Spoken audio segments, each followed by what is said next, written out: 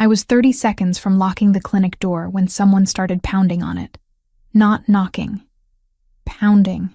The kind of desperate sound that makes every instinct scream run. My hand froze on the deadbolt. Through the frosted glass, I could make out a shape. Tall. Swaying. The pounding came again. Weaker this time. Followed by a sound that stopped my breath. A groan. Raw and animal. "We're closed," I called out, hating how my voice shook. "Hospital is 15 miles north. Please." The word came muffled through the door. "They'll find me there." My medical training warred with common sense. This was rural Oregon, 10:45 on a Tuesday night, and I was alone.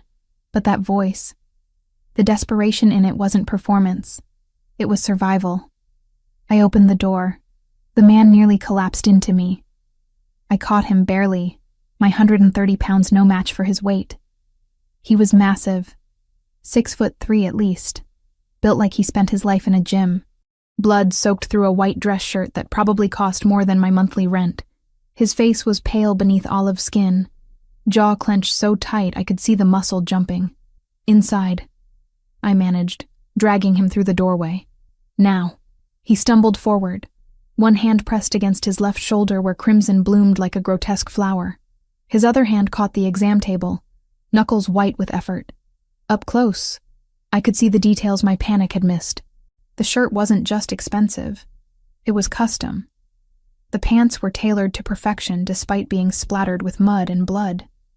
Even his shoes screamed money, Italian leather destroyed by whatever hell he'd walked through to reach my door. "Sit," I ordered, already moving to the supply cabinet. "Don't pass out yet. I need information first." "Bullet," he said through gritted teeth. "Left shoulder, through and through, I think." I froze with my hands on the antibiotic bottles. "You think?" "Hard to check when you're running." His eyes met mine for the first time. Ice blue. Startling against his dark hair and the blood. "You're a doctor?" "Veterinarian." I set supplies on the tray with hands that had steadied the moment I shifted into professional mode. "Which means you're technically my first human patient. So if you have a preference on anesthesia, now's the time to speak up." Something that might have been a laugh escaped him. "You're joking." Humor helps me not panic. I cut away his shirt with surgical scissors, revealing the wound beneath. Entry point in the front, exit in the back. Clean through the meat of his shoulder, missing bone and major vessels. Lucky. Incredibly lucky. This is going to hurt. Everything already hurts. I believed him. Up close, I could see other injuries. Bruising along his ribs. Scrapes on his knuckles. A cut above his eyebrow that had already stopped bleeding. This man had been through a war tonight. "What's your name?" I asked, irrigating the wound with saline. He hissed but didn't pull away. "Does it matter?" "I'm about to fish around inside your shoulder with veterinary equipment." "Yeah, it matters." "Raphael." He watched my hands with an intensity that should have been unnerving. Instead, it was oddly grounding, like he trusted me. "Just Raphael." "Valentina." "Doctor." "Valentina Cruz, but you can skip the title since I'm practicing medicine without a license right now." I injected local anesthetic around the wound. "This'll help." "A little. Tell me about the people looking for you. The less you know, the safer you are. The man bleeding all over my exam table doesn't get to make that call." I began suturing, each stitch precise despite my racing heart. "Someone shot you. Multiple someones, judging by how paranoid you are. They might come looking. I need to know what I'm dealing with." Raphael was silent for a long moment. Then, "Business associates. A disagreement that got violent. Business associates don't usually settle disagreements with bullets. Mine do." The simple honesty of it sent ice down my spine. But I didn't stop working. Couldn't. Whatever Raphael was, whoever had done this, he was still a patient. Still a person bleeding in front of me. I was halfway through the second suture when Thor started barking. My German shepherd, all 80 pounds of rescue dog muscle and loyalty, came bounding from the back room where he'd been sleeping. He skidded to a halt at the doorway, hackles raised, a low growl rumbling from his chest. Raphael's reaction was instantaneous. His right hand moved toward his waistband even as his body tried to twist away from the threat. The movement tore at my sutures, fresh blood welling up. "Stop," I commanded, pressing gauze against the wound. "Thor, sit." The dog's growl cut off mid-sound. He sat, but his eyes never left Raphael. Watching, assessing, Raphael had gone completely still. His hand had fallen away from whatever weapon he'd been reaching for, but tension vibrated through every line of his body. "Your guard dog?" "My friend." I kept pressure on his shoulder. "You're going to have to breathe through this. I need to restart the suture, and it's going to hurt worse the second time." But Thor had already made his decision. The shepherd stood, shook himself once, and patted forward. He came right up to the exam table, pressed his nose against Raphael's knee, and then did something he'd never done with a stranger before. He laid down, right there, at this bleeding man's feet. I trailed off, watching my dog settle in like he'd found something worth protecting. He doesn't trust people. It took him 3 months to let me touch him after I pulled him from that fighting ring. Raphael's hand, the one that had been reaching for a weapon moments ago, slowly extended toward Thor. The dog allowed it. Let this stranger scratch behind his ears, with fingers that trembled slightly. Smart dog. Terrible judge of character, apparently. That almost laugh again. Probably. I finished the suturing in silence. 23 stitches total. Not my finest work, but it would hold. I bandaged the wound, my fingers brushing against skin that was warmer than it should be. Fever, probably. Shock, definitely. "You need antibiotics," I said, already calculating what I had in stock. "And rest, and probably a real hospital. But I'm guessing that's not happening. Can't." He tried to stand, swayed dangerously. I caught him, and for a moment we were too close. Close enough that I could smell him beneath the copper of blood.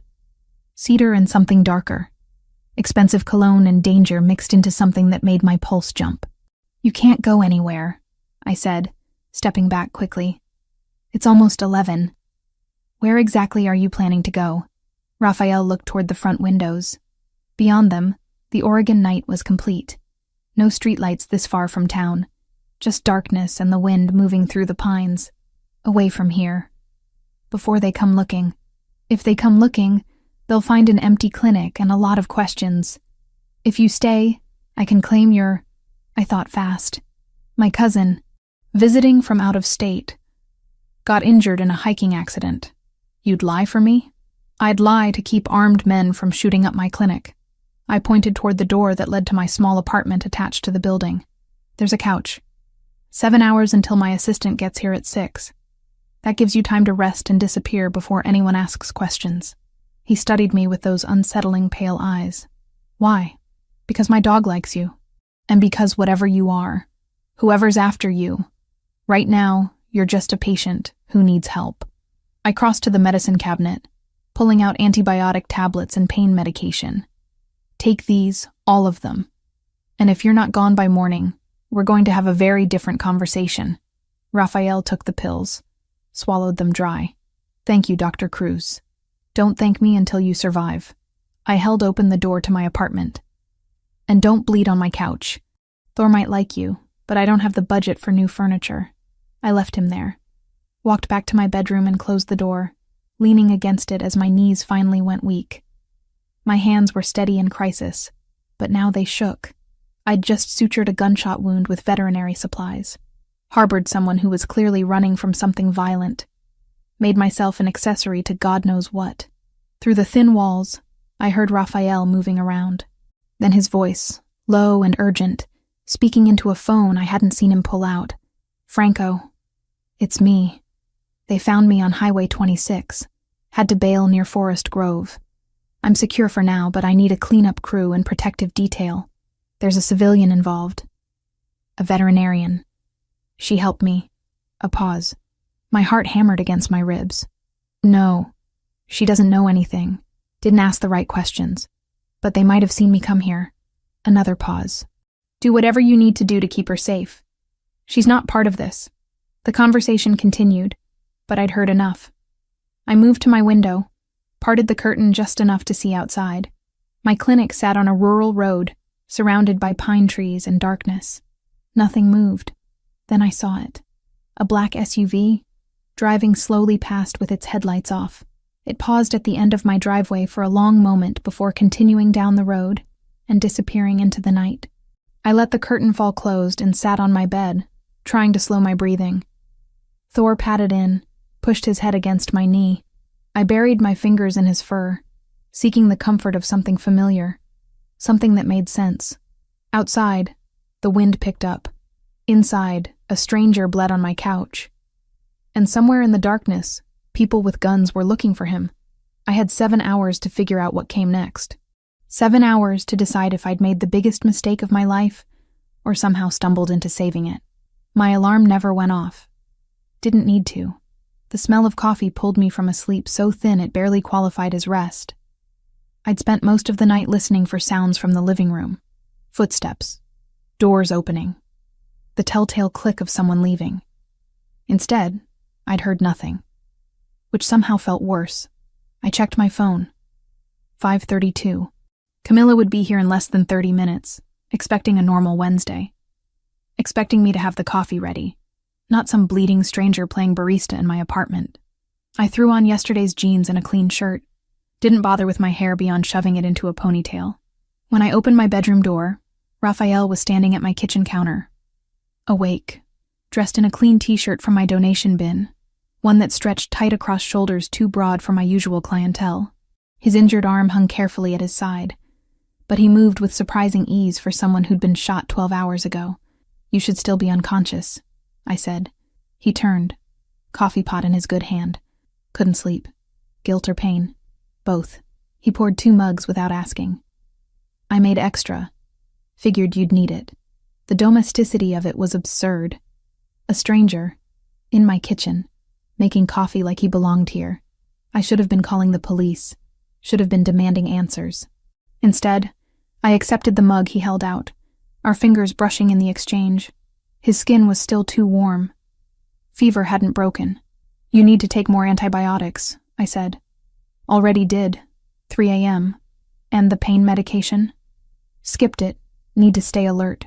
He leaned against the counter, studying me with those unsettling pale eyes. "You didn't sleep either. Hard to sleep when there's a strange man bleeding on my couch." "I didn't bleed on it. You gave me very specific instructions." Almost humor flickered between us. Dangerous. I couldn't afford to find him charming. Couldn't afford to notice the way his jaw tensed when he moved wrong, or how his fingers tightened on the mug when footsteps sounded outside. "That's Camilla," I said quickly, moving toward the clinic entrance. "My assistant. She arrives early, feeds the overnight patients before we open." "What are you going to tell her?" "The truth." I paused at the door. "That you're someone passing through who needed help." Nothing more. But Camilla was already inside, her key turning in the lock I'd forgotten to reset. She came through carrying her usual oversized bag, already chattering about the weather, about traffic, about her boyfriend's latest drama. Then she saw Raphael and stopped mid-sentence. "Val." Her eyes went wide. "You have a man here." "Cousin," I said immediately, the lie smooth despite never having practiced it. "From Brazil. Visiting unexpectedly. This is Raphael." "Rafa, this is Camila. She works with me." Raphael stepped forward, extending his good hand. When he spoke, his accent thickened, Portuguese inflection coloring English words. "Nice to meet. Valentina is always talking of you." I'd never told him about Camila, never mentioned Brazil, but he played the part perfectly, even managing a somewhat shy smile that transformed his face into something less predatory. Camilla relaxed fractionally. "Your cousin is hot," she whispered to me in a voice not quite low enough. Then louder. "What happened to your arm?" "Hiking accident," Raphael said before I could answer. "Very stupid. Valentina fixed me up." "In the middle of the night?" "He showed up at midnight," I said, shooting Raphael a look that promised consequences later. Couldn't exactly turn him away bleeding. "But he's fine now. He'll be gone before we open." "I will," Raphael agreed, though something in his eyes suggested otherwise. Camila looked between us, clearly suspicious but too polite to push. "Okay. Well, I'll go check on the overnight boarding. That beagle probably ate his bedding again." The moment she disappeared into the back, I rounded on Raphael. Brazil? You said cousin. I gave you credibility. He set down his mug, and his expression shifted. All pretense of casual visiting relative vanished. We have a problem. We don't have anything. You have a problem. The clinic's back door opened before he could respond. I hadn't even heard a car pull up. A man entered, moving with the same controlled precision as Raphael. Older, maybe 40, with silver threading through dark hair. He wore a black suit despite the early hour, and his eyes swept the space like he was cataloging exits. Boss, he said quietly. Boss. The word dropped between us like a stone. Raphael's jaw tightened. Franco. I said discreet. Came through the service road. No one saw. Franco's gaze landed on me, assessing. Dr. Cruz, you know my name. I know everything relevant. He pulled out a phone, showed Raphael something on the screen. They spoke in low voices, Italian maybe, urgent and quick. I caught maybe 3 words. None of them comforting. English, I demanded. You're in my clinic. I deserve to know what's happening. Raphael looked at me, and for the first time I saw something like regret in those ice blue eyes. Last night wasn't random. It was an ambush. Organized, professional. By who? Family Versiani, rival organization. We've been at war for 3 weeks. He said it matter-of-factly, like discussing the weather. They killed 3 of my men. Would have killed me if I hadn't gotten lucky. The clinical part of my brain noted the phrasing. Organization, family, war. The rest of me felt cold. You're Mafia. I'm a businessman with violent enemies. That's not a denial. No, Raphael said quietly. It's not. I should have been terrified. Should have been ordering them out, calling the police, burning everything he'd touched. Instead, I felt something closer to fury. You brought this to my door. I had nowhere else to go. And now? What happens now? I gestured to Franco. He shows up in the middle of the night, calls you boss, and I'm supposed to just what? Pretend I didn't notice? Franco interrupted. We have a bigger issue. Dr. Cruz needs to see this. He pulled up a photo on his phone. A man's body, face destroyed by violence I didn't want to examine too closely. In his jacket pocket, clearly visible, was one of my business cards. Where did you get this? My voice came out steadier than I felt. One of the men from last night. Versiani's crew. Franco swiped to another photo. This one showed my clinic from the outside, taken from a car. They know Raphael came here. They'll come looking. As if summoned, headlights swept across the front windows. A vehicle pulled up outside. Black SUV with tinted windows. It stopped directly in front of the clinic entrance and sat there. Engine running. Raphael moved faster than someone injured should be able to. He had me pressed against the wall behind the reception desk, his body blocking mine, before I could process the motion. Franco disappeared toward the back, one hand inside his jacket. Stay quiet. Raphael breathed against my ear. Don't move. 2 men got out of the SUV. Through the window blinds, I could see them approaching. One knocked. Heavy. Demanding. We're not open, I called out, proud of how normal I sounded. We're looking for someone. Thick accent. Eastern European. Man injured in accident last night. Heard there was clinic here. Raphael's hand found mine in the dark space behind the desk. His fingers laced through mine. Squeeze once. Warning or reassurance, I couldn't tell. I stood, smoothing my shirt, and walked to the door. Didn't open it. This is a veterinary clinic. I don't treat people. Maybe you made exception? The man smiled. It didn't reach his eyes. For friend? I don't have friends who get shot. I let irritation color my voice. Real irritation at being pulled into this nightmare. Try the emergency room in Forest Grove. They're used to patching up idiots. The men exchanged glances. The second one, shorter but broader, pulled out a phone, showed me a photo. Raphael. From before. Uninjured. Wearing a tuxedo at some formal event, looking like he owned the world. You see this man? No. The lie came easier the second time. But if I do, should I be calling someone? If you see, you call this number. He handed me a business card. Plain white, just a phone number in black print. Important you call right away. Sure. I pocketed the card. Now, if you'll excuse me, I have actual patients waiting. They left, but not before looking hard at the clinic, at my car parked beside it, at the windows, where I prayed Camilla had stayed hidden in the back with the animals. The SUV pulled away slowly, deliberately, making sure I watched them go. I waited until the taillights disappeared before moving. My legs felt unsteady. Raphael emerged from behind the desk, and up close I could see the tension vibrating through him. He'd been ready to fight, to kill maybe, if they'd come inside. They'll be back, he said. Then you need to leave. Now. Can't. He glanced at Franco, who'd reappeared from wherever he'd been lurking. They saw the clinic, saw you. If I disappear now, they'll assume you helped me. They'll come back to make you tell them where I went. So what are you suggesting? That I what? Harbor a fugitive indefinitely? 48 hours. You come with me. Let my people protect both locations. After that, Verciani will have bigger problems than one doctor. I have a business, patients, a life. Franco spoke up. Doctor. Cruz, with respect, they found your business card on a dead man. Whether you helped the boss or not, you're involved now. The unfairness of it hit me like a physical blow. I'd done nothing wrong, saved a life. And now I was caught in someone else's war because I'd made the mistake of being human. 2 days, Raphael said. His voice had softened. 48 hours. Then I'll make sure they understand you were never part of this. You'll be safe. And if I refuse? He didn't answer. Didn't need to. We both knew I didn't really have a choice. Not anymore.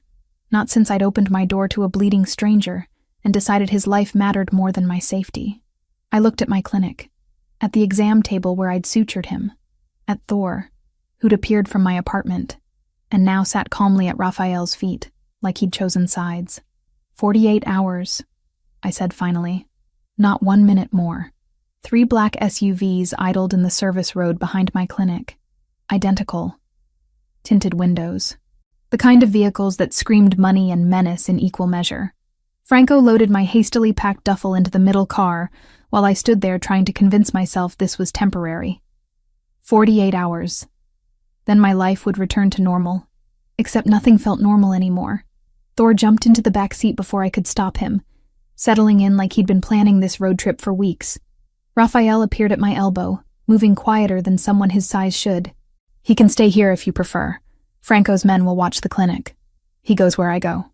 I climbed in after my dog, and Raphael slid in beside me. Too close. The vehicle's leather interior suddenly felt smaller than my entire clinic. Franco took the driver's seat. Through the rearview mirror, I caught him studying me, assessing, calculating. The engine purred to life, and we pulled onto the main road with the other 2 SUVs falling into formation.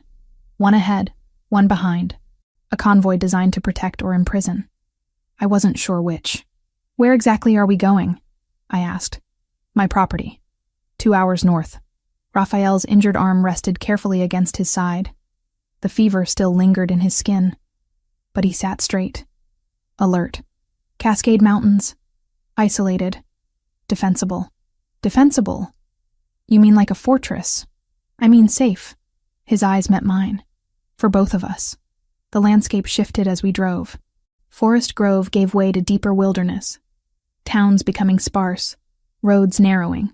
Raphael made calls in Italian, his voice low and controlled. But I caught the tension underneath. Whatever war he was fighting, it hadn't ended with last night's ambush. When he finally put the phone away, silence stretched between us. Not uncomfortable exactly, but loaded. Thor's head rested on my lap, grounding me when nothing else did. Tell me about Verciani, I said finally.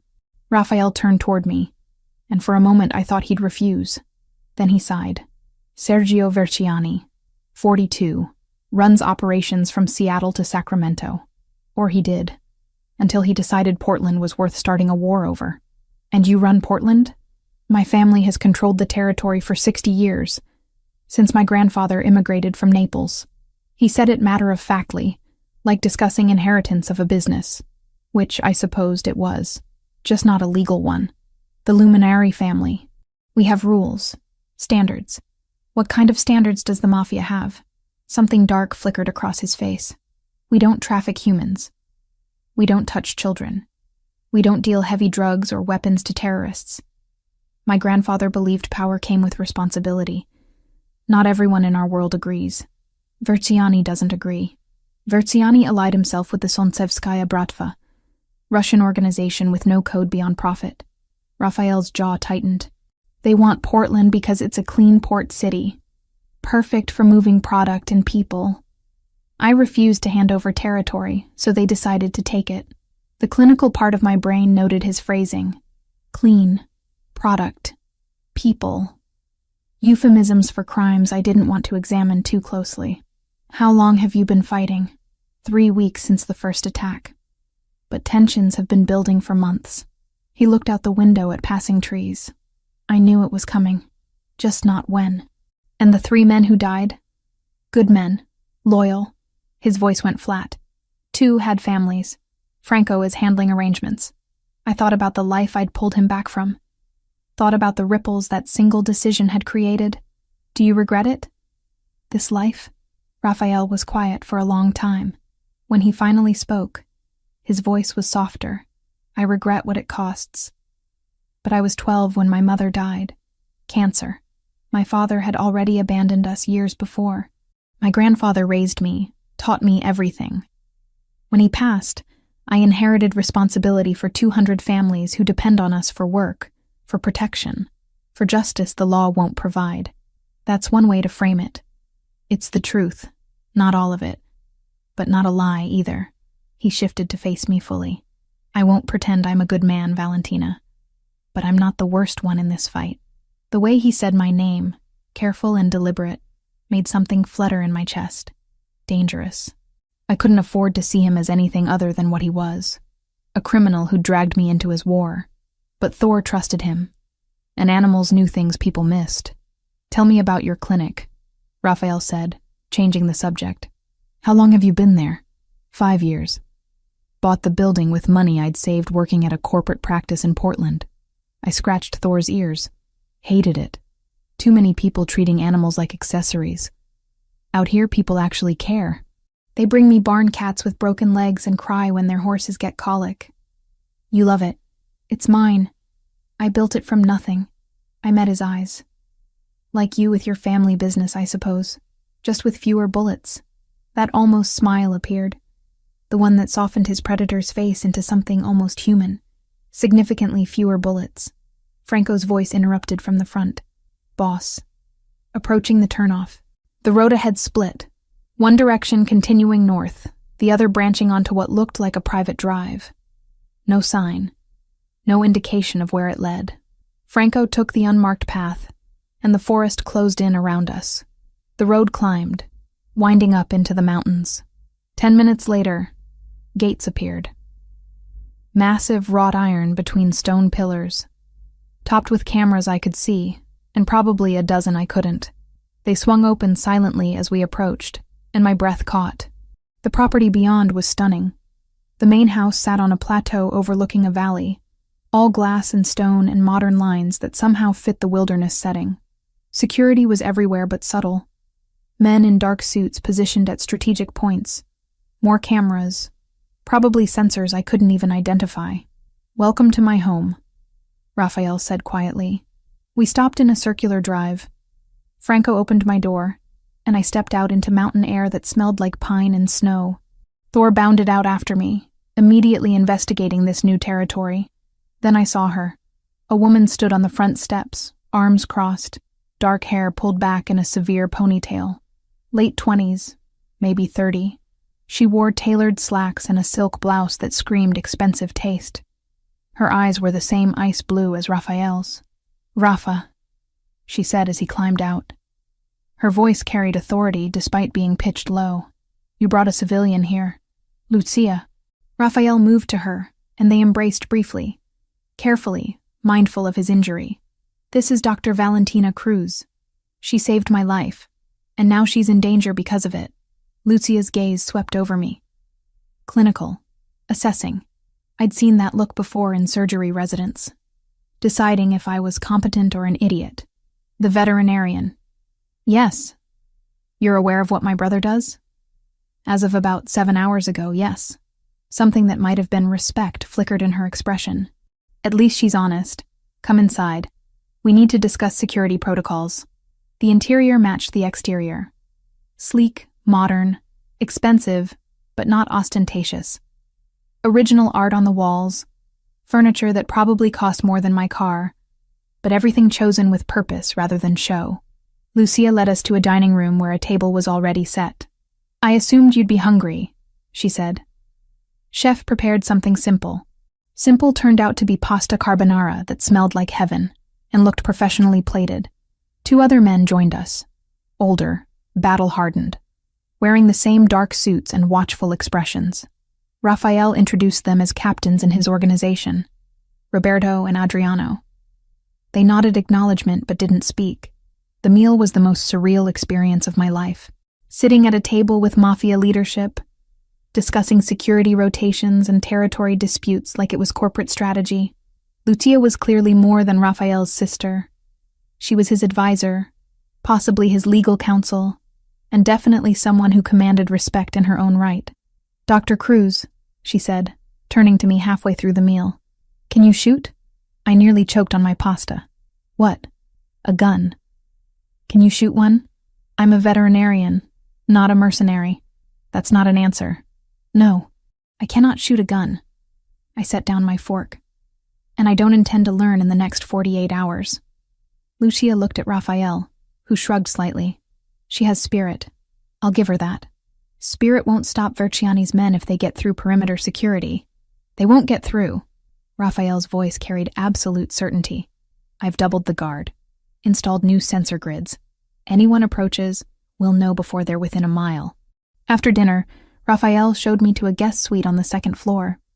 Calling it a room was like calling the Grand Canyon a ditch. It had a sitting area, a bathroom larger than my entire clinic apartment, and a bed that could sleep 4 people comfortably. There's clothes in the closet, he said from the doorway. Probably not your size exactly, but close enough. Lucia ordered them when Franco called ahead. This is too much. It's what I have available. He leaned against the door frame, and the movement made him wince. The adrenaline that had carried him through the day was wearing off. I crossed to him before thinking better of it, fingers going to his injured shoulder on instinct. You're pushing yourself too hard. The wound needs rest. I'll rest when this is over. You'll rest now. I guided him to sit on the edge of the bed, pulling back his shirt to check the bandaging. Some bleeding had seeped through. Not terrible, but not good either. Stay here. I need to get supplies. When I returned from the bathroom with first aid materials I'd found under the sink, he was still sitting there, waiting, trusting. I changed his bandages carefully, my fingers brushing against skin that was too warm, too alive. This close, I could see the faint lines around his eyes, the shadow of stubble on his jaw, the way his pulse jumped at his throat. Thank you, he said quietly, for everything. I know you didn't ask for any of this. No, I didn't. I taped the last edge of the bandage. But I'm here now, might as well see it through. Our eyes met, held. For a moment, neither of us moved. The space between us felt electric, dangerous, impossible to navigate. Then Thor barked from somewhere in the suite, breaking the spell. Raphael stood smoothly. Get some rest. Tomorrow we plan how to end this. He was almost to the door when I spoke. Raphael? He turned back. You can call me Valentina. You've bled on me. Seems like we're past formalities. That smile again. The real one. Valentina. Sleep well.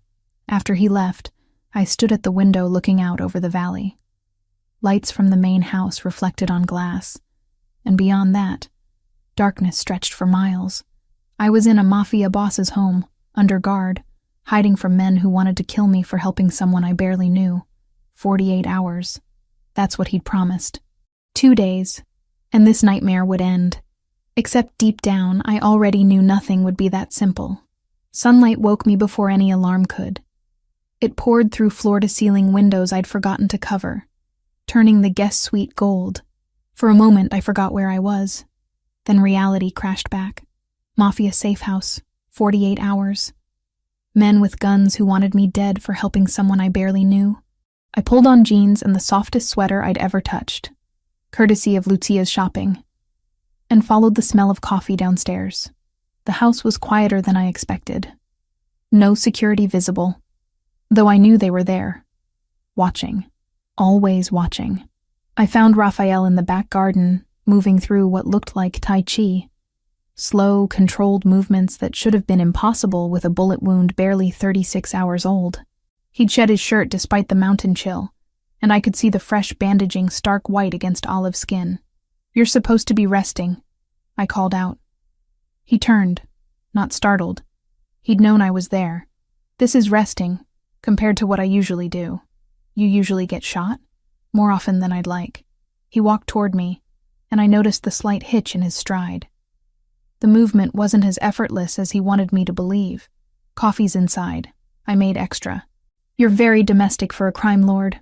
My grandmother would haunt me if I couldn't take care of basic needs." He held the door open, and I caught the scent of him beneath the mountain air. Cedar, and something darker that made my pulse jump. She believed helpless men were useless men. Inside, he'd laid out breakfast. Nothing elaborate, just eggs scrambled perfectly, toast, fresh fruit. But he'd done it himself, and something about that felt more intimate than the expensive guest suite or designer clothes. "Sit," he said. "We have time before the others wake." I took the coffee he offered, settled at the island counter. "Tell me about your grandmother." Raphael cracked eggs into a pan with one hand, his injured arm hanging carefully. "Nonna Giulia.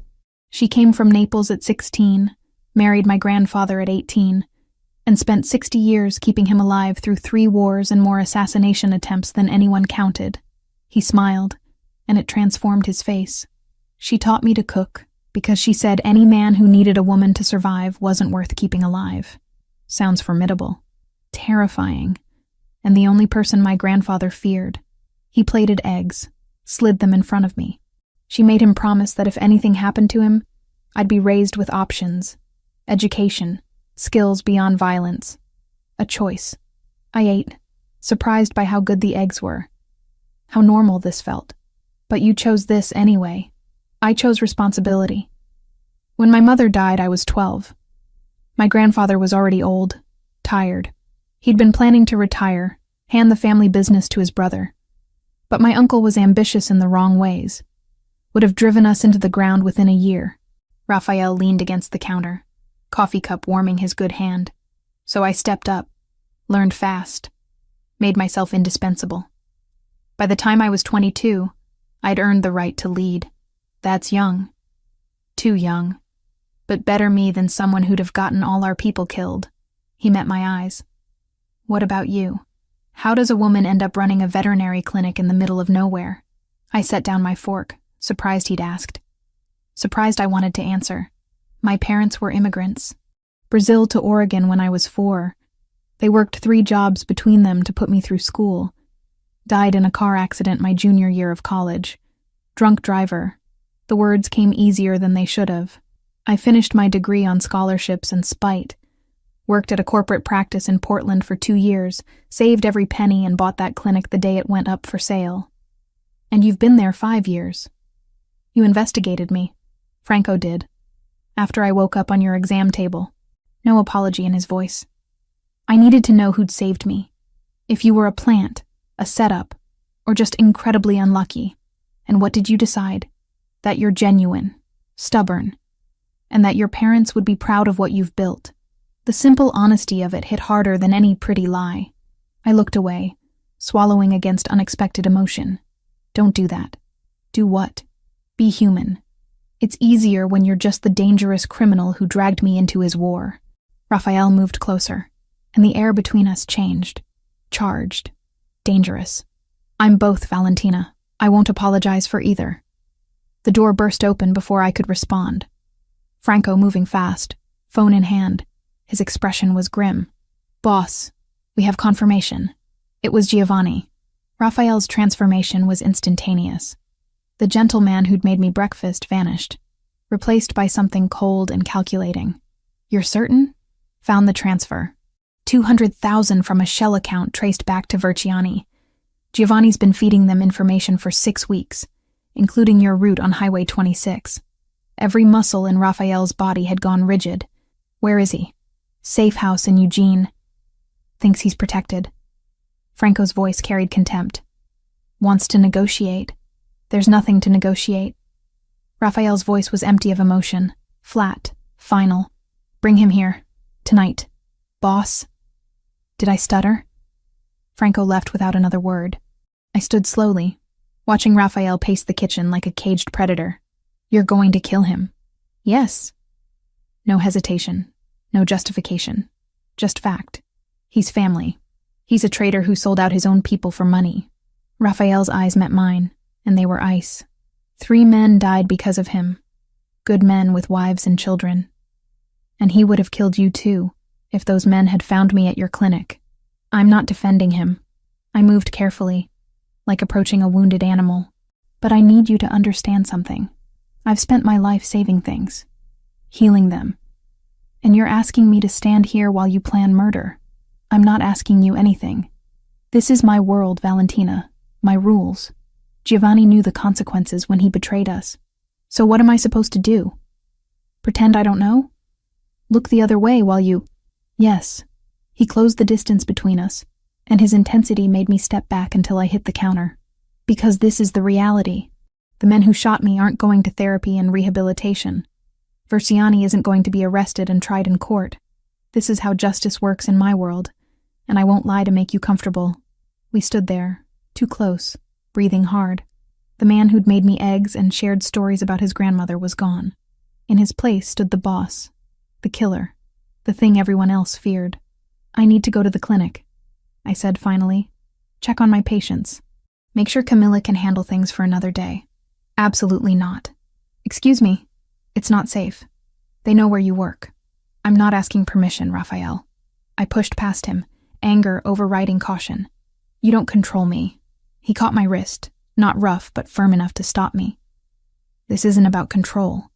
It's about keeping you alive. Then send guards. Send Franco. Send your whole damn army if it makes you feel better. I jerked free. But I'm going. I have responsibilities that existed before you crashed into my life. Something shifted in his expression. Surprise, maybe. Or respect. 3 men, armed. You don't leave their sight. Fine. And if anything feels wrong, you leave immediately. Fine. Valentina. I turned back, and whatever he saw in my face made him stop. I'm helping you. I'm here in your house, playing along with witness protection or whatever this is. But I'm not your possession. We clear? A long moment passed. Then, incredibly, he smiled. That real smile that transformed his predator's face into something almost gentle. Clear. 2 hours later, I was back at my clinic with 3 men in suits watching my every move. Camilla's eyes went wide when she saw them positioned at the door, by the windows, like presidential security. Val, what the hell? Long story. How are the patients? Fine. Mrs. Patterson's cat is recovering well from the tooth extraction. The Gonzalez's dog still has that ear infection, but the antibiotics are helping. She lowered her voice. Are you in some kind of trouble? I'm helping someone who is. It's temporary. Gabi showed up at lunch, bringing sandwiches and questions I couldn't answer. She kept glancing at the guards, then at me, clearly putting together a picture I didn't want her to see. Val, if you need help, I'm fine, really. Just a weird situation that'll be over in a day. But leaving was harder than arriving. Franco drove, with 2 other SUVs flanking us. The road back to Raphael's property wound through dense forest, and halfway there, Franco's phone buzzed. We have a tail, he said quietly. Black sedan, 2 cars back. My heart hammered against my ribs. Through the rear window, I could just make out the vehicle. Close enough to be deliberate, too far to identify faces. Vertiani? I managed. Probably. Franco's voice was calm, but his hands tightened on the wheel. Hold on. The world exploded into chaos. Franco accelerated, the other SUVs moving to block the sedan. Gunfire cracked through the afternoon, spiderwebbing the rear window. I screamed, ducking instinctively. And then Raphael was there. He'd been in the lead vehicle, but somehow he was pulling open my door, dragging me down against the seat, his body covering mine completely. Stay down, he commanded, and the cold emptiness from this morning was gone.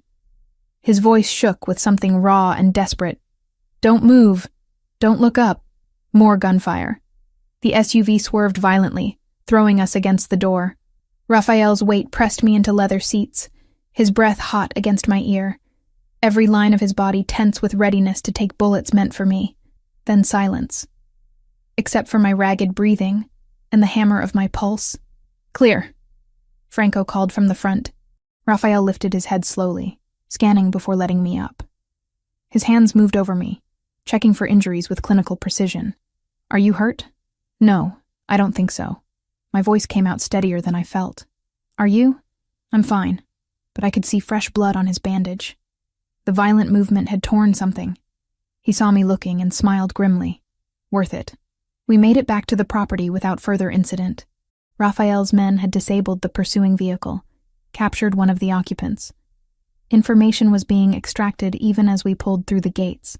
I was shaking by the time we reached the house. Delayed reaction, adrenaline crash, whatever clinical term I wanted to apply. Raphael guided me inside, his hand steady at the small of my back. "Drink this." He pressed whiskey into my hands. "It'll help." I drank, coughed, drank again. The burn helped, grounded me. "This is insane." "I know. I'm sorry. Stop apologizing and just—" I broke off, not sure what I was asking for. But Raphael seemed to understand. He pulled me against him, careful of his injury, and just held me. Let me breathe. Let me shake. His heart beat steady under my ear. And slowly, impossibly, I calmed. "Thank you," I whispered, "for covering me. Always." He said it simply, like stating fact. "As long as you're here, I'll keep you safe." I lifted my head, and our faces were too close. His eyes dropped to my mouth, darkened. The space between us felt electric, inevitable. When he kissed me, it wasn't gentle. It was desperate and fierce, and tasted like danger, and promises neither of us should make. I kissed him back, fingers tangling in his hair. All my better judgment drowning in the feel of him. His mouth moved against mine like he was claiming something, proving something, and I let him. Then he pulled back, breathing hard. "Not like this." "What?" "Not because someone shot at you. Not because you're scared and I'm convenient." His thumb traced my bottom lip, and the gentleness of it nearly undid me. "When I kiss you again, Valentina, I want it to be because you choose it. Not adrenaline. Not fear. Choice." I stared at him, shocked by the restraint, the respect. "You're serious?" "Completely." He stepped back, putting safe distance between us. "You should rest. Tomorrow, we end this." He left me there, heart racing, lips still burning from his kiss, and I realized with terrifying clarity that I wasn't afraid of Raphael Luminari. I was afraid of how much I wanted to choose him. I woke to silence so complete it felt unnatural. No traffic, no distant sirens. Just wind through pine trees and the occasional call of a hawk circling somewhere above the valley. The guest suite still felt surreal in morning light, too luxurious, too removed from my actual life happening somewhere down the mountain. A soft knock came before I could talk myself into going back to sleep. "Come in." Lucia entered carrying a tray. Coffee, pastries, fruit arranged like art. She set it on the sitting area table without preamble. "Raphael is in meetings until noon. Thought you might want breakfast." "You didn't have to do that." "I know." She settled into the chair across from me, studying me with those same ice blue eyes her brother had. "But we need to talk. Woman to woman." I pulled a sweater over my sleep shirt, suddenly feeling exposed under her scrutiny. "About my brother's intentions. And yours. I don't have intentions. I'm here because men with guns are hunting me for saving Raphael's life. That's circumstances, not intentions." Lucia poured coffee with practiced ease. "You could have demanded witness protection. Federal marshals. Instead, you agreed to come here, to his home. Why?" I thought about lying, decided against it, because Thor trusted him, and because running away felt like letting them win. Something flickered in her expression. Approval, maybe. "Raphael is different with you. More human. I haven't seen him laugh genuinely in years. Not since before he took over the family. That sounds like a warning. It's an observation. She leaned forward slightly. Men like my brother don't fall often, but when they do, they fall completely. It consumes them, makes them vulnerable in ways that get people killed in our world. The weight of her words settled between us. You're asking if I'm worth the risk. I'm asking if you understand what being with him means. Really means. Not the romance novel version. The reality of looking over your shoulder forever. Of never knowing if today's goodbye might be permanent. Of raising children who'll inherit enemies before they inherit anything else. Children. The word hit harder than it should have. We kissed once. You're jumping pretty far ahead. Am I? Lucia stood, smoothing her perfectly tailored pants. I watched him cover your body with his own during that ambush yesterday. He would have died for you without hesitation. That's not nothing, Valentina. That's everything. She left before I could respond, and I sat there with expensive coffee going cold, trying to process. I'd known Raphael 3 days. 72 hours of chaos and blood and impossible choices. How could that be enough time for everything Lucia was implying? I dressed in jeans and another borrowed sweater. This one charcoal gray and softer than clouds. Found my way downstairs, following the sound of voices. Raphael's study door stood half open, and I caught glimpses of him through the gap, standing at a massive desk, Franco beside him, both studying documents spread across dark wood. He looked up as I passed, our eyes meeting through the opening. Something shifted in his expression, softened. He said something to Franco, then appeared in the doorway. You're awake. Lucia brought breakfast, and warnings about your intentions. That almost smile appeared. My sister is protective. She said you're different with me. I am. No hesitation, no deflection. Just honesty that made my pulse jump. Come with me. I want to show you something. He led me through the house to a room I hadn't seen. Floor-to-ceiling bookshelves lined 3 walls, filled with volumes that looked actually read, rather than decoratively arranged. A leather couch faced a stone fireplace where embers still glowed from last night's fire. Original artwork hung between shelves. Nothing I recognized, but everything chosen with careful taste. This is my favorite room, Raphael said quietly. Where I come when the rest of the world gets too loud. I moved along the shelves, reading titles. Philosophy, history, classic literature in multiple languages. You actually read all these? Most. Some multiple times. He pulled a worn volume from a middle shelf. Dostoevsky. My grandfather gave me this when I was 15. Said if I was going to run a criminal empire, I should at least understand the human soul. Did it work? I'm still trying to figure that out. He replaced the book carefully. What do you read? Medical journals mostly. Veterinary studies. Nothing this intellectual. That's still intellectual. Just practical. He gestured to the couch. Sit. Please. I settled into leather that molded perfectly to my body, and Raphael sat beside me. Close, but not touching. The fire crackled, and outside the windows, mountains stretched toward a sky so blue it hurt. Tell me something true, he said. Something you don't tell people. The request caught me off guard. What? We're strangers who've seen each other bleed. Seems like we should know more than surface details. His eyes held mine. Something real. I'll trade you. I thought about deflecting, then decided Lucia was right. If this was happening, whatever this was, it deserved honesty. I'm lonely. Have been for years. I threw myself into building the clinic because it was easier than admitting I'd constructed a life with no one in it except animals who can't leave. Raphael's expression didn't change, but something in his eyes deepened. My turn? Fair's fair. I'm exhausted. Not physically. In my soul. I've been running the family for 12 years, and every day I wonder if my grandfather would be proud or horrified by what I've become. He looked at the fire. Sometimes I think about walking away, giving it all to Lucia, who's smarter and better at the politics anyway. Just disappearing somewhere no one knows my name. Why don't you? Because 200 families depend on us for livelihood and protection.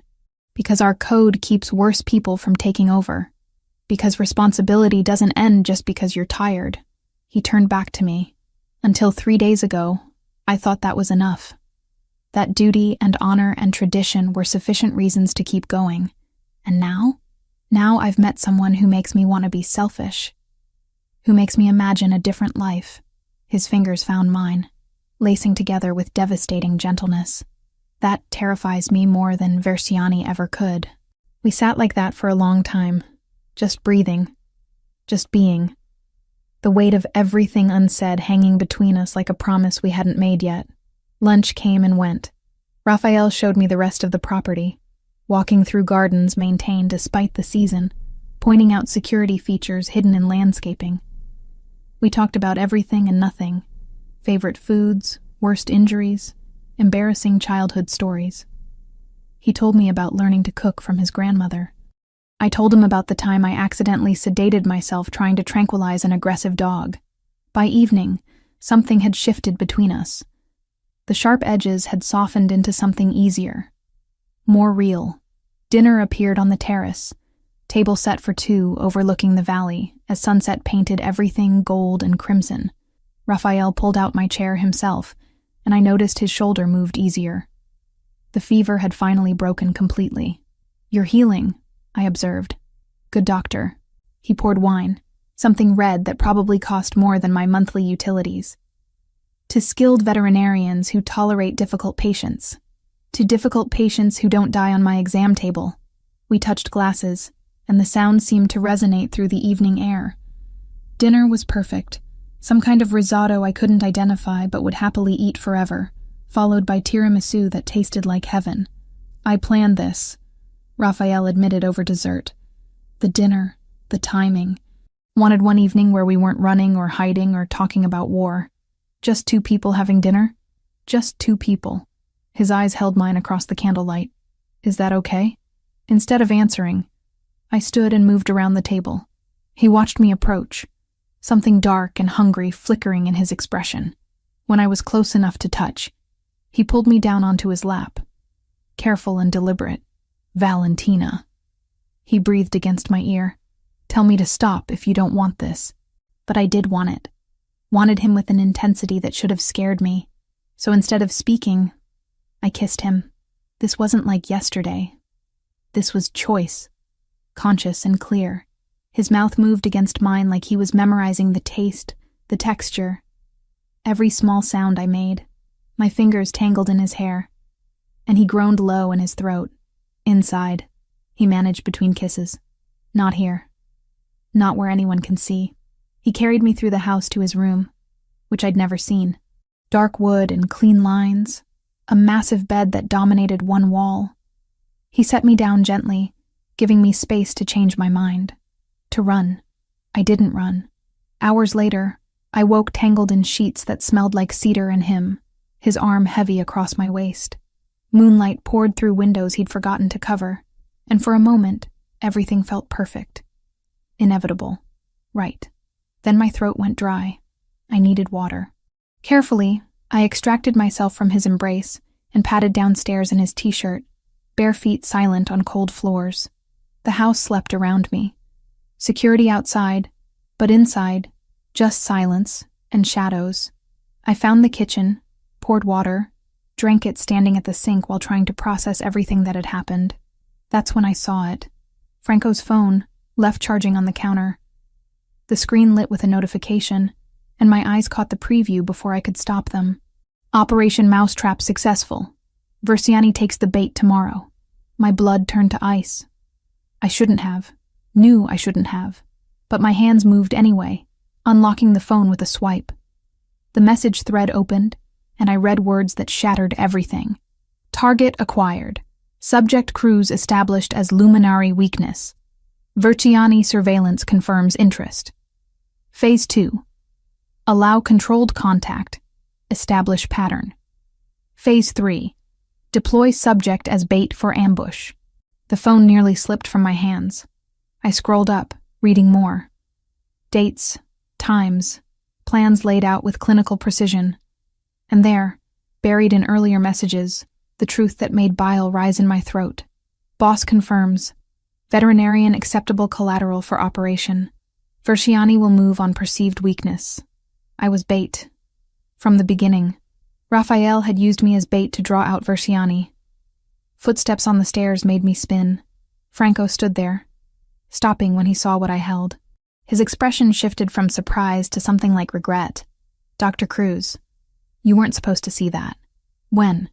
My voice came out steadier than I felt. "When was I going to find out I was the mouse in your trap?" "It's not. Don't." I set the phone down carefully, afraid I'd throw it otherwise.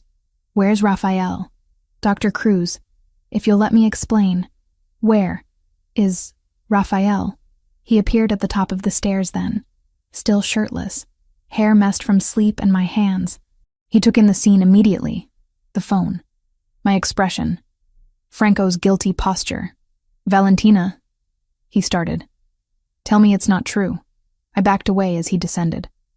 "Tell me you didn't use me as bait from the first moment." Silence stretched. And in that silence, I had my answer. "It started that way," Raphael said finally. "Franco suggested using you to draw Versiani out, making him think you were my weakness. But Val, that was before what? Before you actually slept with me? Does that make it better?" My voice cracked despite my best efforts. "Everything. Tonight. This afternoon. All of it was part of the plan? No. Last night was real. This afternoon was real." He moved closer, and I retreated until my back hit the counter. "The strategy was real, but everything between us, that's... How am I supposed to believe anything you say?" Tears blurred my vision, and I hated myself for them. "You've been lying to me for 3 days. I haven't lied. I just didn't tell you everything. That's the same thing." I pushed past him, heading for the stairs. For my room. For anywhere that wasn't here. "I'm leaving. First thing tomorrow, I'm gone." "Valentina, please." "Don't." I turned back from halfway up the stairs. "Don't say my name like it means something. Don't pretend tonight mattered. Just don't." I made it to my room before the tears came fully, locked the door, slid down it until I sat on expensive carpet in his too soft shirt, trying to breathe through the betrayal that felt like drowning. I'd been so stupid, so incredibly stupid, falling for a man who'd planned this from the beginning, who'd used me like a piece on a chessboard and made me believe it was something else. Somewhere outside my door, I heard Raphael's voice. Low, urgent, arguing with Franco in Italian. Then footsteps retreating. And finally, silence. I didn't sleep that night. Just sat there replaying everything. Every word, every touch. Every moment I'd thought was real. Trying to separate truth from manipulation, and finding I couldn't tell the difference anymore. By dawn, I'd made my decision. 48 hours were up. It was time to go home. Raphael was waiting outside my door when dawn finally broke. I knew he was there. Had heard him sit down against the wall hours ago, his weight settling with a soft thud that spoke of resignation rather than siege. Valentina, please, let me explain. I opened the door because staying inside felt like giving him power over me. He looked worse than I felt. Hair disheveled, eyes red-rimmed, still wearing the same clothes from last night. The sight of him hurt, in ways I didn't want to examine. Explain what? That you used me as bait? That every moment between us was calculated? I crossed my arms, armor against the pull I still felt toward him. Save it. It wasn't like that. He stood slowly, and I saw how careful the movement was. His shoulder, the injury I'd treated, was bothering him again. Initially, yes. Franco suggested using you to draw Versiani out, making him think you mattered to me. But Valentina, I called it off. Yesterday morning I told Franco to abort the operation. Because you slept with me? Because you do matter. His voice cracked on the words. Because somewhere between suturing my shoulder and defending yourself to armed men in your clinic, you stopped being strategy and became everything. The honesty in his eyes nearly broke me, but I'd believed those eyes last night. Believed his touch, his words, the way he'd held me like I was precious, and it had all been built on a foundation of lies. I'm leaving. Now. Get Franco to drive me or I'll walk down this mountain myself. It's not safe yet. Versiani, I don't care about Versiani. I don't care about your war, or your territory, or your codes of honor. I moved past him toward the stairs. I care about getting back to my actual life before you destroyed it completely. He followed me down, and I could hear Lucia's voice from the kitchen, arguing with Franco in rapid Italian. They both stopped when they saw us. Lucia's expression shifted from surprise to something like pity. "Pack her things," Raphael said quietly to Franco. 3-vehicle convoy. Full security. "We're taking her back to the clinic." "Boss, I don't think—" "Now, Franco." 30 minutes later, I was in the middle SUV again, Thor beside me, watching the mountain property disappear through tinted windows. Raphael sat across from me this time, not beside me. The distance felt like miles instead of feet. I meant what I said last night. He offered after we'd been driving for 20 minutes. About wanting to be selfish. About you making me imagine a different life. "Stop. You deserve to know." I said stop. I looked at him finally. Let him see the hurt I'd been trying to hide. "You don't get to make this harder by being honest now. You had chances. You chose manipulation instead." He flinched like I'd struck him. Good. Let him hurt like I did. The road wound down through forest, early morning mist clinging to trees like ghosts. Franco drove with the same careful precision as always, 2 SUVs flanking us in formation. Everything looked normal, controlled, safe. That's when the world exploded. The lead SUV erupted in flames, a rocket or grenade hitting it with precision that spoke of planning. Professional execution. Franco slammed the brakes, throwing all of us forward. Raphael's arm shot out, catching me before I hit the seat in front of us. "Down!" he commanded, pushing me to the floor. "Stay down!" Gunfire erupted from all sides. Not Verciani's men. The reports were different, heavier. Through the chaos, I heard shouting in Russian. My blood turned to ice. The Bratva, the Russian organization Raphael had mentioned. They'd found us. More explosions. The rear SUV's tires shredded, sending it spinning. Franco tried to maneuver around the burning wreckage of the lead vehicle, but a black cargo van rammed us from the side. The impact threw me against the door despite Raphael trying to shield me. My head cracked against something hard, and stars burst across my vision. "Franco, get us out of here!" Raphael had pulled a gun from somewhere, returning fire through the shattered windows. But there were too many. Professional soldiers in tactical gear poured from vehicles that had appeared from nowhere. They'd planned this, waited for us, known exactly when and where we'd be vulnerable. A canister flew through the broken window. Raphael tried to grab it, throw it back, but it detonated with a sound that was an explosion. Stun grenade. The world turned to white noise and blinding light, my senses completely overwhelmed. Hands grabbed me. Too many hands. I fought, kicking, scratching, but I was disoriented and they were trained. Through the ringing in my ears, I heard Raphael roaring my name, heard the distinctive crack of his gun. Then a heavier impact, bodies struggling. Someone had him, was dragging him back. I caught a glimpse through clearing vision. 3 men subduing Raphael, and he fought like an animal, injured shoulder forgotten, pure desperation in every movement. "Valentina!" A cloth covered my face. Chemical smell, sickeningly sweet. I tried to hold my breath, but panic made me gasp. The world tilted, darkened at the edges. The last thing I saw before consciousness left completely was Raphael breaking free of one captor, blood streaming down his face, reaching for me with desperation written in every line of his body. Then Franco tackled him, holding him back, and I understood why. They were outnumbered, outgunned. If Raphael came after me now, they'd kill him. I wanted to tell him it was okay, that I forgave him, that last night had been real for me too, whatever his original intentions. But darkness swallowed the words before I could form them. I woke in stages.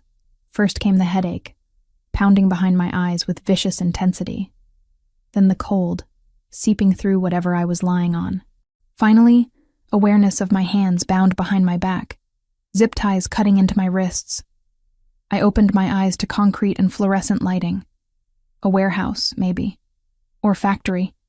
Something industrial and abandoned. The kind of place where screams wouldn't carry. "She's awake." Accented English. Not Russian. Something else. Italian, maybe. But wrong somehow. Footsteps approached. I forced myself to stillness, to calm, to think like a doctor assessing a patient rather than a hostage facing death. Panic helped nothing. Clinical observation was survival. A man crouched in front of me. Late 30s, expensive suit that didn't match the warehouse setting. Handsome in a cruel way, with dark hair and eyes that held no warmth. Dr. Cruz. Finally we meet properly. I am Adriano Moritoni. He smiled, and it was a predator's expression. Luminari's little weakness. The veterinarian who saved his life and stole his heart. I don't know what you think you know. Please. We've been watching since the night he stumbled into your clinic. Adriano pulled out a phone, showed me photos. Raphael and I in the garden. At dinner last night. Entering his bedroom. My stomach turned. Very touching. Very stupid on his part. What do you want? What I've been hired for. Sergio Verciani pays very well for Luminari's territory. He'll pay even better for Luminari himself. Adriano stood, pacing like he was lecturing. Originally we were just muscle, supporting role. But then you appeared, and suddenly the great Raphael Luminari has something to lose. That changes negotiations considerably. I tested the zip ties. Too tight. My hands were already going numb. He won't trade territory for me. No, but he'll come for you. Tonight. Tomorrow. Soon. And when he does, we'll be ready. Adriano's phone buzzed. He answered in rapid Russian, then switched to Italian, arguing with someone. While he was distracted, I worked on the ties. Veterinary school had taught me knots, taught me how to slip restraints when a panicked animal locked their jaws. This wasn't so different. The plastic cut deeper, blood slicking my wrists. But that actually helped, made my hands slippery. Adriano hung up, turned back to me. Your lover just called. Offered $5 million and half of Portland for your return. Touching, no? $5 million. Half of Portland. Everything Lucia had warned about. Everything Raphael had built over 12 years. And he was willing to burn it all for me. The realization hit harder than any weapon. He meant it. Everything he'd said last night about wanting to be selfish, about choosing me. He meant it. You won't live long enough to spend it, I said quietly. Raphael doesn't negotiate with people who take what's his. But he's already negotiating. Already weak. Adriano checked his watch. He has until midnight. Then I start sending pieces of you back until he agrees to my terms. He walked away, leaving me alone with 2 guards watching from across the warehouse.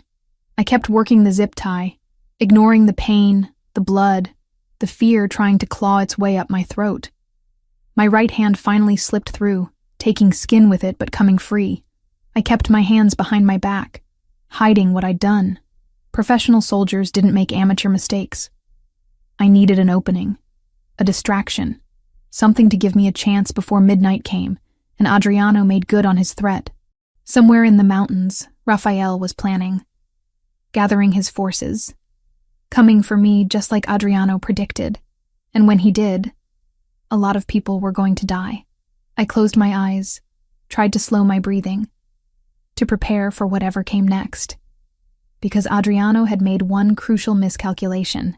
He thought I was helpless, weak, a damsel waiting for rescue.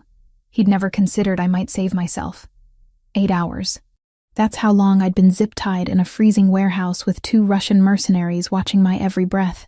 8 hours of planning, waiting, searching for any opening that might keep me alive until midnight came, and Adriano started making good on his threats. My wrists were raw from working the restraints, blood dried in sticky trails down my palms. But I was free, hands still positioned behind my back like I was bound, waiting for the moment that would never be perfect, but might be good enough. That moment came when Adriano's phone rang. He answered in Russian, his voice rising with each word. An argument. Something had gone wrong with whatever plan he'd orchestrated. He gestured sharply at one of the guards, who moved toward him, leaving only one man watching me from across the warehouse floor. I didn't think. Thinking meant hesitation, and hesitation meant death. I launched myself toward the nearest exit, a loading dock door 20 feet away. My legs burned from hours of sitting, muscles protesting, but adrenaline pushed me forward. "Stop her!" Adriano's shout echoed off concrete walls. Footsteps pounded behind me. Too close, too fast. I wasn't going to make it. My hand reached the door handle when arms wrapped around my waist, yanking me backward. I twisted, driving my elbow into soft tissue. The guard grunted, grip loosening enough for me to break free. Then the warehouse exploded. Not literally, but it might as well have been.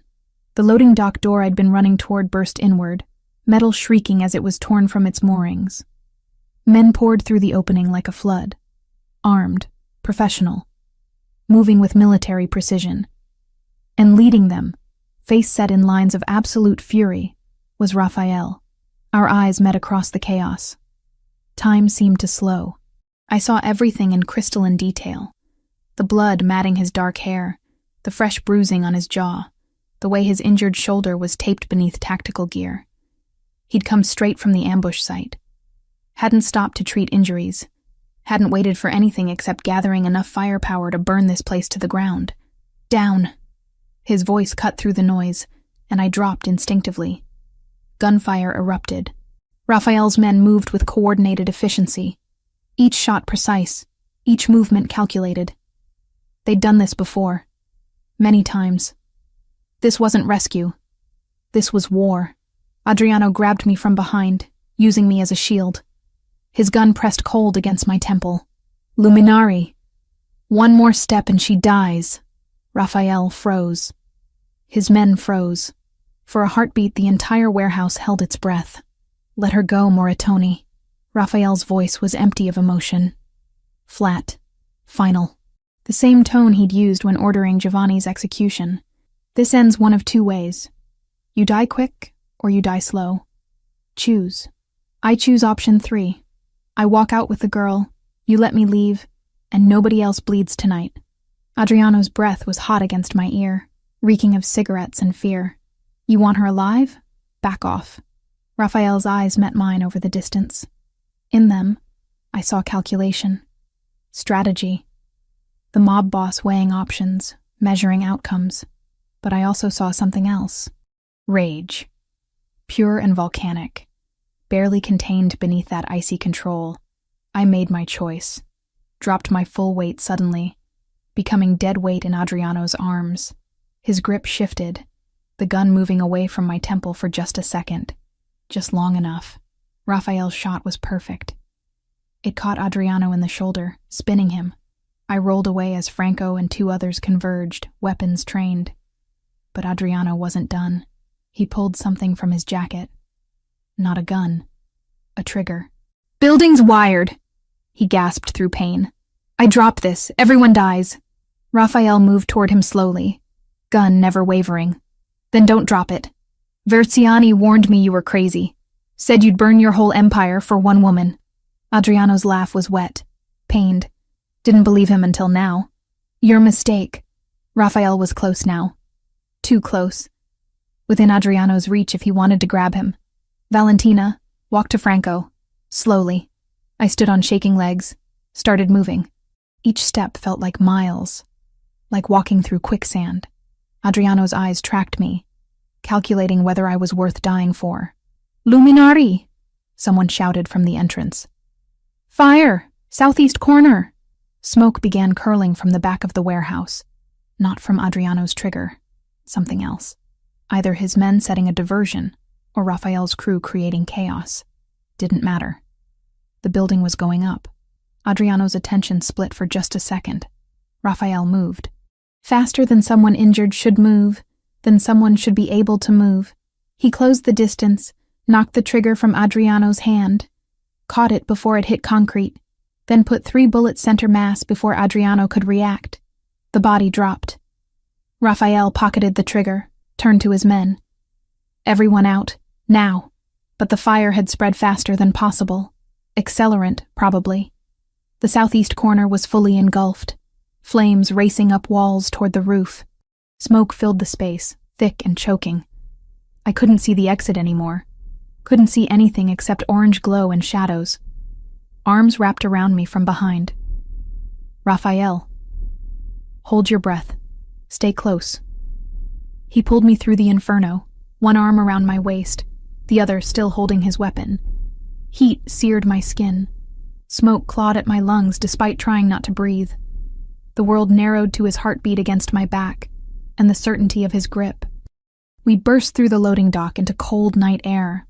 I gasped, coughed, gasped again.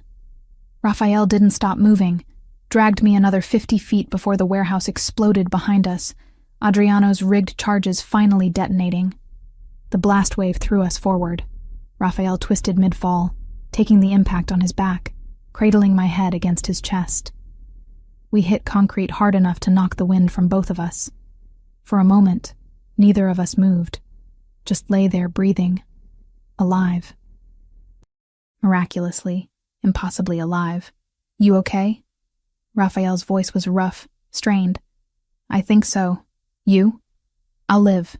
He sat up slowly, wincing. Fresh blood soaked through his tactical vest. The shoulder wound had reopened. Again. "Christ, Valentina, when I saw them take you." "I know."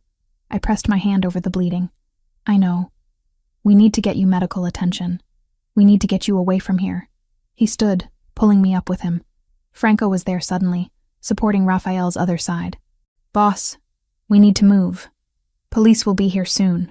2 SUVs waited in the access road.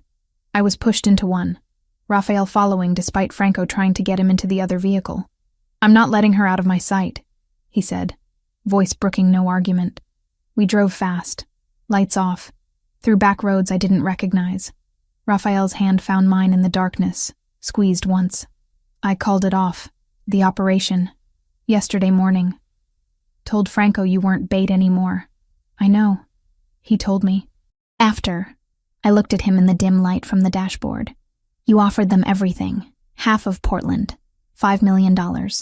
Would have offered more. Would have given them the whole territory if they'd asked." His thumb traced circles on my palm. "I meant what I said. About wanting to be selfish. About choosing you, even after I said I was leaving. Especially then." He leaned his head back against the seat, exhaustion finally catching up. "You had every right to go. Still do. But I needed you to know the truth first, that whatever started as strategy became real somewhere along the way." The SUV pulled into what looked like a private medical facility. Clean, modern, discreet. The kind of place that didn't ask questions about gunshot wounds. Franco had called ahead. Doctors were waiting. They tried to separate us for treatment. Raphael refused. "Same room. I'm not arguing about this." So they set up 2 exam tables side by side. My injuries were minor. Rope burns, bruising, mild smoke inhalation. Raphael's were worse. The shoulder wound needed restitching. Again. Plus new injuries from the rescue, cracked ribs from the explosion, 2nd-degree burns on his hands. He didn't make a sound as they worked, just watched me being treated on the table next to him, like he needed visual confirmation I was really there, really safe. "Versiani is dead," Franco said quietly from the doorway once the doctors had finished. Happened during the rescue. Lucia led the operation personally. Raphael's eyes closed briefly. "Casualties? 3 wounded, none killed. Versiani had 8 men. None survived." Franco's tone was flat, reporting facts. "It's over, boss. The war. Finished. Over." The word hung in the antiseptic air. 3 weeks of violence. Dead men. Burned buildings. And it was over because Raphael had divided his forces, risked everything, to save me while his sister dealt the killing blow elsewhere. Franco left us alone. The medical staff retreated, giving us privacy. Raphael shifted on his exam table until he could reach across the gap between us. His hand found mine again, holding tight. "What happens now?" I asked quietly. "That depends on you." He turned his head to look at me, and despite everything, despite the exhaustion and pain and blood, his eyes were clear, honest. "I can set you up anywhere. New identity, money, protection. You can disappear. Live the quiet life you built before I crashed into it. And if I don't want that, then I spend however long you'll give me proving that last night wasn't manipulation. That the man who made you breakfast and showed you his library and kissed you like he was drowning, that was real. All of it." I studied his face. the bruises forming, the cut above his eyebrow, the gray pallor of someone who'd pushed past exhaustion into pure willpower. He'd torn through a warehouse full of armed mercenaries for me, had offered his enemies everything he'd built, had been willing to die in that burning building as long as I got out. "I have conditions," I said finally. Something like hope flickered in his expression. "Name them. No more using me as strategy without telling me. I'm a partner or nothing." "Agreed. I keep my clinic. My life. I'm not some trophy in a gilded cage. Never wanted that. Want you exactly as you are. And when we have kids—" I paused, realizing what I'd said. Not if. When. They don't enter the family business. They get choice. Real choice. Raphael's hand tightened on mine. "I'm working on an exit plan. 5 years, maybe less. Lucia takes over operations. I step back. We build something different. You'd really do that?" "For you, I'd do anything." He said it simply. Statement of fact. "But Valentina, you need to understand what staying means. There will always be enemies. Always be risk. Always be looking over shoulders. That life, it doesn't just disappear." I know. And I did. Had seen it. Lived it. Understood the weight of it. But I also know that Thor was right about you from the first moment. That somewhere between suturing your shoulder and burning buildings, I fell for a man who's trying to be better than his circumstances. And I want to see where that goes. Raphael pulled me toward him awkwardly across the gap between tables. His kiss was gentle despite everything we'd survived. A promise. A beginning. "No regrets?" He whispered against my lips. "Not even one." Outside, dawn was breaking. Inside, 2 people who'd found each other in blood and chaos began figuring out how to build something real from the wreckage. 2 weeks, 14 days since Raphael had torn through a burning warehouse to save me, since I'd watched him offer everything he'd built for my life, since I'd chosen to stay despite knowing exactly what that meant. The clinic felt smaller than I remembered. Or maybe I'd just grown used to palatial mountain estates, with views that stretched for miles.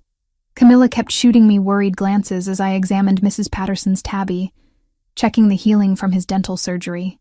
"You're different," she said finally, after our last patient left. "Whatever happened while you were gone, it changed you." I set down my stethoscope, considered lying. Decided she deserved better. I fell in love with someone complicated, someone dangerous. And I'm still figuring out if that makes me brave or stupid. Can it be both? She leaned against the exam table. "Gabby told me about the men in suits. The security detail. Val, if you're in trouble—" "I'm not. Not anymore. The war was over. Versiani dead. The Bratva dealt with. Raphael's territory secured and expanded. All because he'd been willing to burn it down for me. I'm just deciding what comes next." What came next arrived 20 minutes later in a black sedan that was understated compared to the SUVs I'd grown accustomed to. Raphael stepped out, and my breath caught, despite having seen him just yesterday. He wore dark jeans and a leather jacket, casual by his standards. But he still moved like he owned every space he entered. Camilla's eyes went wide. "Is that the cousin?" "That's Raphael. And no, he's not my cousin." "Holy hell, Val. You could have led with that." Raphael entered, and Thor bounded over immediately, tail wagging like they were old friends. Which, I supposed, they were. Raphael scratched behind the dog's ears with easy affection before his eyes found mine. "Can we talk?" Camilla made herself scarce with impressive speed. Raphael waited until we were alone before pulling an envelope from his jacket. "Legal documents. My name on every page. The clinic is yours, free and clear. I paid off the mortgage this morning." He set another document on the counter. "And this is a trust fund, 500,000, managed by an independent firm, no strings attached." My throat went tight. "Raphael, let me finish." He moved closer but didn't touch me, giving me space, respecting boundaries even now. "You need to be able to choose freely. Stay with me because you want to, not because you're trapped or dependent. So these are yours, whether you decide to stay or go." I picked up the documents with shaking hands. He'd given me an escape route. Complete freedom. The ability to disappear anywhere in the world and build a new life without looking back. Why? I whispered. Because you deserve choice. Real choice. His eyes held mine, vulnerable in ways I'd never seen. Because I love you, Valentina. Not the idea of you, not what you represent. You. The stubborn veterinarian who sutures bullet wounds and yells at crime lords and makes terrible coffee. A laugh escaped me, halfway to a sob. My coffee isn't that bad. It's awful.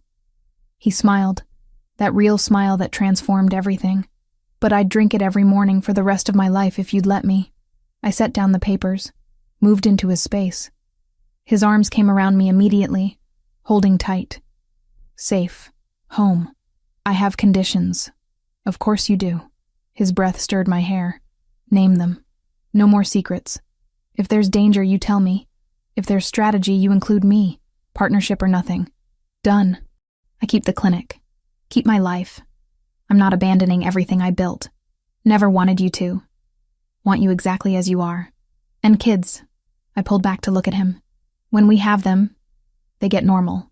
School plays and soccer games and boring suburban existence. No legacy, no empire, no choosing between family and law. I'm transitioning everything to Lucia over the next 4 years. By the time we're ready for children, I'll be retired from operations.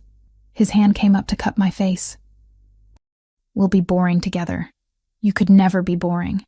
Watch me try. He leaned his forehead against mine. So? What's your answer? Instead of speaking, I kissed him. Slow and deep and full of promise. When we finally broke apart, both breathing hard, I pulled back just enough to see his face. I choose you. Eyes wide open. No illusions.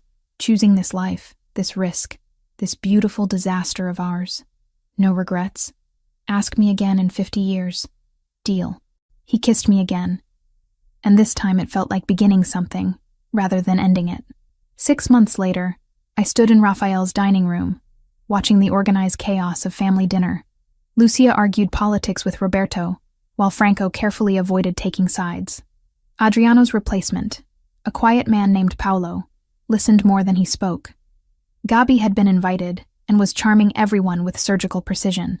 Thor slept under the table, occasionally receiving treats from Raphael when he thought I wasn't looking. You're staring, Raphael murmured in my ear, arms sliding around my waist from behind. I'm appreciating. There's a difference. Appreciating what? This. You. The fact that we made it here. I turned in his arms, let him see the emotion I'd stopped hiding. 6 months ago, I was alone except for animals. Now I have this strange, wonderful, slightly criminal family that somehow became mine. Slightly criminal. Lucia raised her wine glass from across the room. I'm a licensed attorney. Thank you very much. Who represents exclusively criminal clients? I shot back, grinning. She laughed, and the sound filled the space with warmth. Raphael's hand found mine, fingers lacing together with the easy familiarity of habit. 6 months. Long enough to know this was real. Short enough that I still caught myself marveling at it. Everyone. Raphael clinked his glass, waiting for silence. When he had attention, his arm tightened around my waist. Valentina and I have an announcement. I showed them the ring. Simple platinum band with a single diamond. Nothing ostentatious. Just perfect. Lucia squealed. Actually squealed. Franco smiled, genuine and warm. Gabby's eyes filled with happy tears, and the rest of the table erupted in congratulations. Took you long enough, Lucia said, hugging me tight. I've had the date circled in my calendar for months. Presumptuous much? Informed. There's a difference. She pulled back, studied me seriously. You're sure? About all of this? Completely. And I was. Knew exactly what I was choosing. The danger that might never fully disappear. The looking over shoulders. The complicated legacy. But also the man who'd covered my body with his own to take bullets. Who'd offered me freedom even when he wanted me to stay. Who made terrible jokes and perfect eggs, and loved me with an intensity that should have been terrifying but just felt right. Dinner continued with planning and toasting and laughter. Later, after everyone had left and the house settled into quiet, Raphael found me on the terrace overlooking the valley. The same place we'd had dinner months ago, before everything exploded and reformed into this. Cold? He asked, draping his jacket over my shoulders. A little. I leaned back against his chest, his arms coming around me. Thank you. For the jacket? For giving me choice. For letting me choose this rather than forcing it. Always. He kissed the top of my head. Though I'd be lying if I said I wasn't terrified you'd choose to leave. Never crossed my mind. Well, maybe once.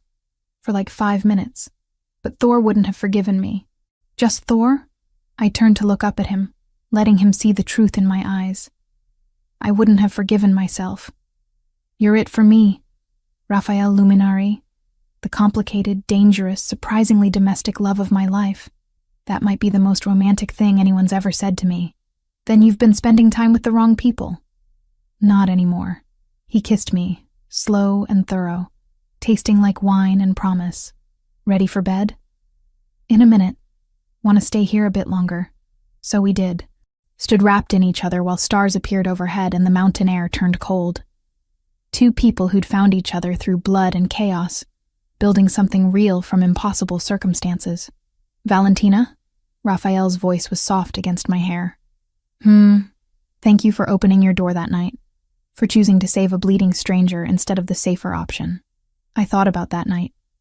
The storm, the pounding on my door, the decision that had changed everything.